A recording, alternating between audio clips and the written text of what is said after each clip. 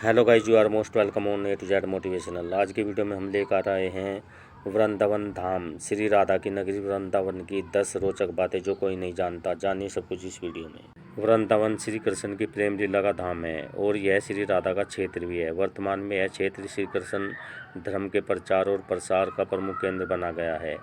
यहाँ पर विदेशी भक्तों की संख्या बढ़ती जा रही है। हर कोई चाहता है कि वह वृंदावन में रहे। वृंदावन के बारे में 10 रोचक बातें, आइए जानते हैं इस वीडियो में वृंदावन के बारे में 10 रोचक बातें। नंबर 1, बांके बिहारी मंदिर। श्री कृष्ण जब थोड़े बड़े हुए तो वृंदावन उनका प्रमुख लीला स्थली बन गया। उन्होंने यहाँ रास रचा और दुनिया को प्रेम का पाठ पढ़ा। यहाँ भगवान बांके बिहारी मंदिर में कृष्ण जन्मोत्सव की धूम रहती है। इसके अलावा यहाँ पर इस्कॉन मंदिर में भी भव्य रूप से जन्मोत्सव मनाया जाता है। नंबर 2, चंद्रोदय मंदिर। वृंदावन में बन रहा है दुनिया का सबसे ऊंचा मंदिर। यह दुनिया की सबसे ऊंची इमारत होगी। यह मंदिर वृंदावन में बनाने वाला चंद्रोदय मंदिर है, जो कि दुनिया की सबसे ऊंची इमारत बुर्ज खलीफा और मुकेश अंबानी के एंटीलिया से भी ऊंचा होगा। बताया जा रहा है कि इस्कॉन संस्था द्वारा वृंदावन में बना जाने वाला 70 मंजिला मंदिर है। इस चंद्रोदय मंदिर की ऊंचाई 210 मीटर होगी और यह एक पिरामिड के आकार में बनाया जाएगा। इसे बनाने की तैयारी 2006 से की जा रही है। यह इमारत लगभग 55 मीटर गहरी होगी और इसका आधार 12 मीटर तक ऊंचा होगा, जबकि दुबई स्थित दुनिया की सबसे ऊंची इमारत बुर्ज खलीफा की गहराई 50 मीटर है। अतः चंद्रोदय मंदिर की गहराई बुर्ज खलीफा से भी 5 मीटर अधिक है। नंबर 3, निधिवन। कहते हैं कि आज भी समय समय पर प्रभु वृंदावन के निधिवन और मधुवन में रास करते हैं, वहाँ के मंदिरों में भ्रमण करते हैं। कहते हैं कि श्री कृष्ण वृंदावन के निधिवन में रासलीला करने आते हैं और उसके साथ ही श्री राधा सहित उसकी अष्ट सखियाँ भी आती है। लोगों का मानना है कि यहाँ हर रात आरती के बाद श्री कृष्ण राधा और उनकी गोपियाँ रास रचाते हैं।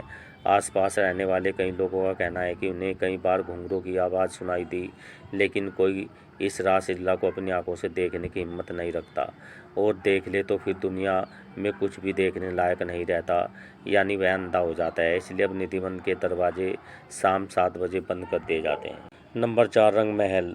वृंदावन में रंग महल। प्रतिदिन मंदिर के अंदर स्थित रंग महल में कृष्ण राधा का पलंग लगा दिया जाता है और पूरा रंग महल सजा दिया जाता है तथा राधा जी का श्रृंगार सामान रखकर मंदिर के दरवाजे बंद कर दिए जाते हैं। जब प्रातःकाल दरवाज़ा खुलता है तो सारा सामान अस्त व्यस्त मिलता है। मान्यता है कि रात्रि में राधा कृष्ण आकर इस सामान का उपयोग करते हैं, और हालांकि शाम के बाद यह मंदिर बंद हो जाता है।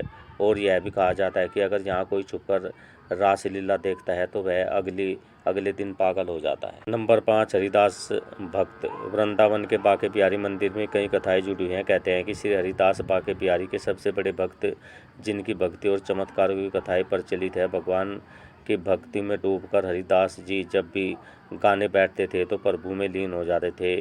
उनकी भक्ति और गायन से रीझकर भगवान श्री कृष्ण इनके सामने आ जाते थे। नंबर 6, अपने आप बंद होता और खुलता मंदिर। वृंदावन में श्री कृष्ण का एक ऐसा मंदिर भी है जो अपने आप ही खुलता है और बंद हो जाता है। नंबर 7, वृंदावन और तुलसी का रहस्य। वृंदा तुलसी को कहा जाता है। यहाँ तुलसी के पौधे अधिक हैं, इसलिए इसे वृंदावन नाम दिया गया, यानी वृंदा तुलसी का वन है। कहते हैं कि यहाँ तुलसी के 2 पौधे एक साथ लगे रहते हैं। रात के समय जब राधा और कृष्ण रास रचाते हैं तो यह तुलसी के पौधे गोपियाँ बनकर उनके साथ नाचते हैं। इन तुलसी का एक भी पत्ता यहाँ से कोई नहीं ले जाता। जिसने भी गुपचुप यह कार्य किया वह भारी आपदा का शिकार हो जाता। नंबर 8, अजीब है पेड़। मंदिर के परिसर में उगने वाले पेड़ और निधिवन में उगने वाले पेड़ भी अजीब हैं।